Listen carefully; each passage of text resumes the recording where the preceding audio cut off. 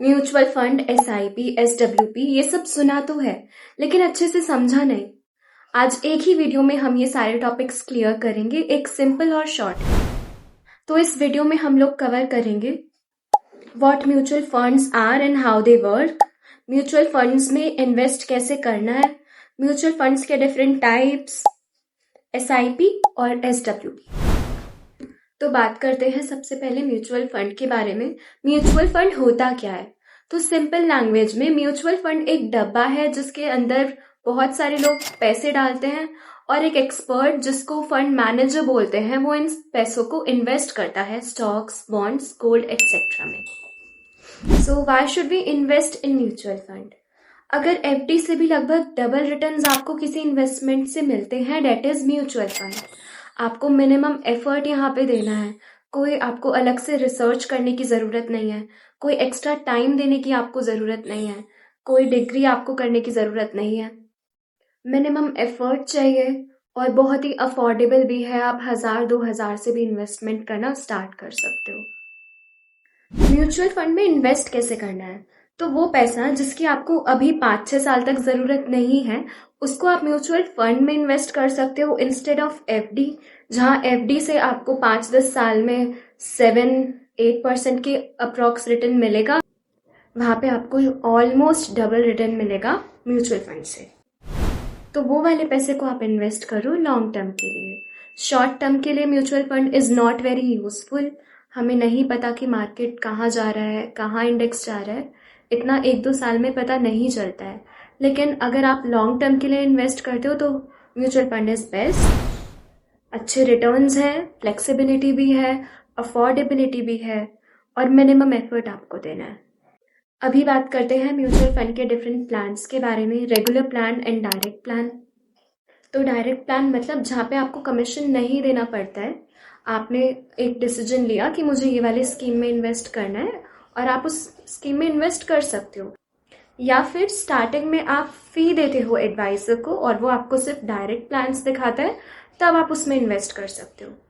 Direct plan का ये फ़ायदा होता है कि एक्सपेंस रेशो कम होता है।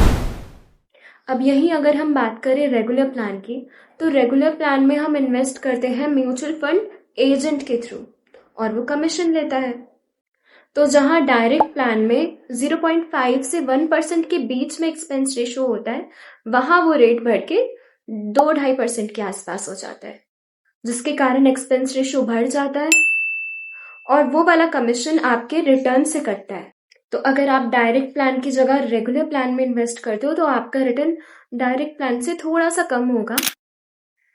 फॉर एग्जाम्पल, अगर आपको डायरेक्ट प्लान से रिटर्न आता है 20%, तो आपको रेगुलर प्लान से 18 या 7.5% के आसपास रिटर्न आएगा। Both are good. ये आपका डिसीजन है कि आपको रेगुलर प्लान में इन्वेस्ट करना है या डायरेक्ट प्लान में।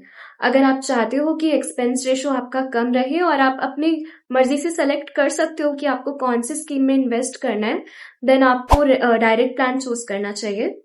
या फिर अगर आप चाहते हो कि आपको एजेंट की हेल्प चाहिए तो आप रेगुलर प्लान के लिए ऑप्ट कर सकते हो।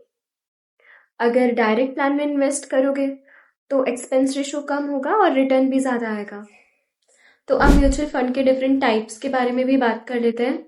इक्विटी, हाइब्रिड, डेट और गोल्ड, ये 4 कैटेगरीज हैं, तो इनको भी हम डिस्कस कर लेते हैं।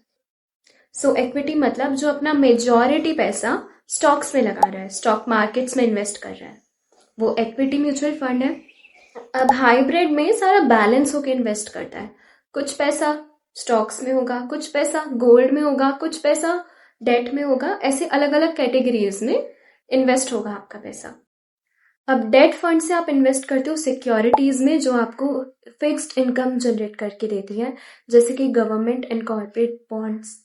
अब बात करते हैं गोल्ड फंड की। तो गोल्ड फंड तो नाम से ही आपको पता चल रहा है, अच्छे रिटर्न्स आपको मिलते हैं, मेकिंग चार्जेस नहीं होते, जीएसटी नहीं होती।